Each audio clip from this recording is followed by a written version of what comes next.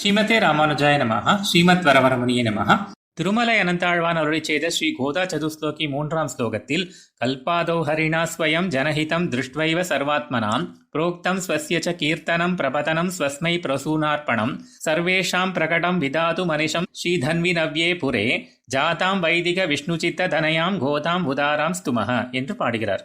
பாரினை உண்டு பார் உமிழ்ந்து பாரிடந்த எம்பெருமான் நடந்து கொண்டிருக்கும் ஸ்வேதவராக கல்பத்தின் ஆரம்பத்தில் ஸ்ரீ வராகமூர்த்தியாய் திரு அவதரித்து பூமி பிராட்டியை ரட்சித்துக் கொடுத்த சமயத்தில் அந்த பூமிக்கு அபிமானினி தேவதையான பூமி பிராட்டியார் உலகில் உள்ளவர்கள் யாவருடைய நலனை மனதில் கொண்டு தன் காந்தனான ஹரியிடம் அவர்களின் உஜ்ஜீவனத்திற்கான ஹிதத்தை வேண்ட அவ்வெம்பெருமானும் தன்னை ஏத்தி பாடுதல், ஆசிரயித்தல், பூவிட்டு அர்ச்சித்தல் ஆகியவற்றை அவளுக்கு உபதேசித்தான்.